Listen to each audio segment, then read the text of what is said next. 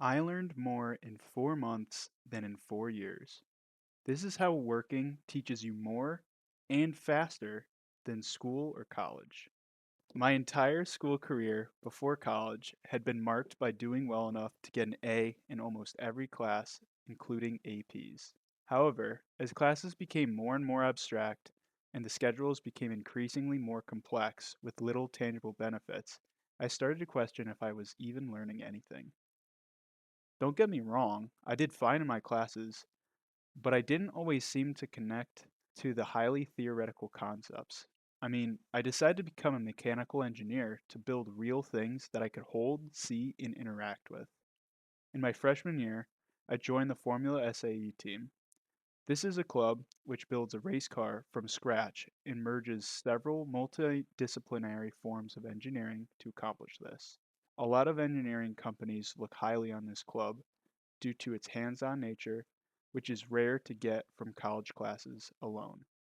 During the car unveiling, my dad happened to sit next to the regional manager of engineering of a medium-sized aerospace manufacturer. They got to talking, and the manager told my dad to have me call a number to set up an interview. After eventually interviewing with this company, I ended up getting an internship for the summer.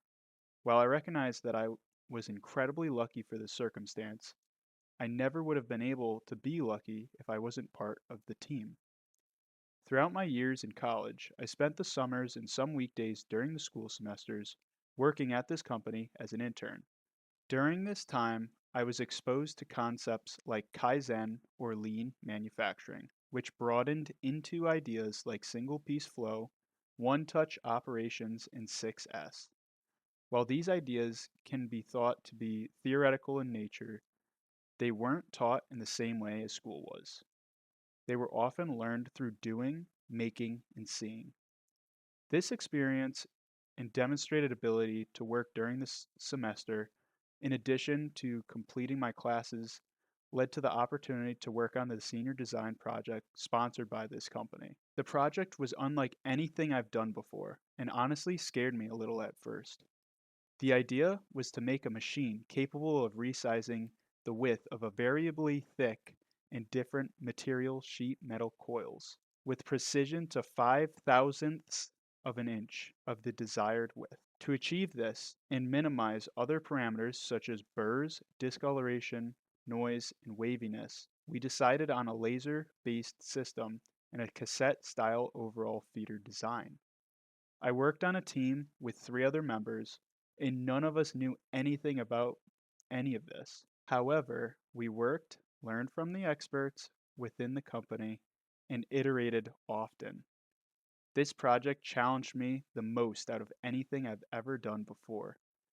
And by demonstration day, we had a working coil slitter, which accurately cut sheet metal coils the way we intended. Before graduation, I was offered a full-time position at this company and accepted.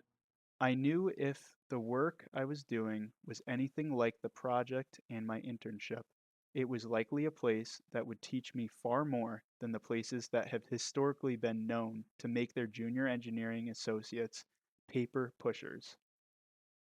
I was going to learn real concepts which I could carry with me to any place I go. Since starting, I've had many ups and downs working full time. I've been at my current job for about 4 months now, working as a manufacturing engineer. So far, it's been fun, stressful at times, and monotonous at others. Recently, I began to wonder if I had anything relevant to add to my resume.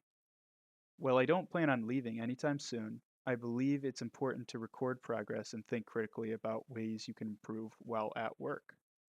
So I sat down and I began to reflect on the information in my resume to append it with any new accomplishments. To my surprise, I wasn't just able to find one thing, but almost 20. And these weren't meaningless signings of paper or updates to wording and specifications. These were deep analyses of root causes and decisive corrective actions. These were tool and die designs and creations. These were learning new powerful software and applying it to drawings and manufacturing purposes. This was conducting Pareto analysis to identify leading causes of scrap and rework. These were facilitating the insourcing of machining of parts that were previously costing the company hundreds of extra dollars per part to be processed at outside vendors. All of this showed me something I've often thought but never fully understood until now. Working can be far better at teaching than school. Don't get me wrong, in order to become an engineer, you do need a formal education. But to be a good engineer, you need to be willing to learn tangible skills too. You may be wondering, why is working a better teacher than formal education? In my experience, there were four main contributors to this understanding: repetition, company culture, hands on projects, and real teams and realistic accountability. Repetition is one of the most underrated tools for learning. No matter how slow of a learner you are, if you repeat a process or action enough times, you will eventually become a master. Since I work full time, this means I'm going in every day and repeating certain actions which I have, with lots of repetitions, become proficient at. I'm also fully immersed in the technical terms day to day that this industry uses and demands you know. Another contributor is company culture. Using buzzwords like lean or kaizen isn't enough though. Observe their factories and you will see the truth. Look for custom built tables or machines. If there are none, they are not lean. Ask yourself things like, are they reducing waste, like large machine footprints, long walking distances, or excess inventory? Look at each station and see how their operators work and with which tools. If the operators don't even touch a tool within their operation, they're likely overcrowded with unnecessary equipment.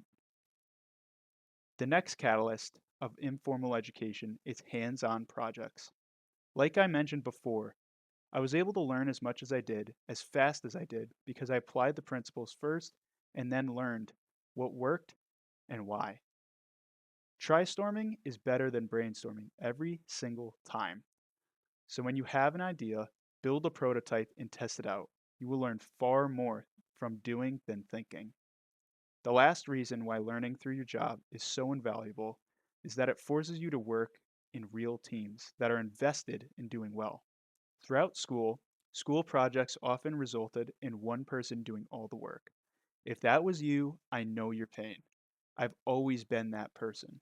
But in the real world, employees have an incentive to perform because their jobs depend on it.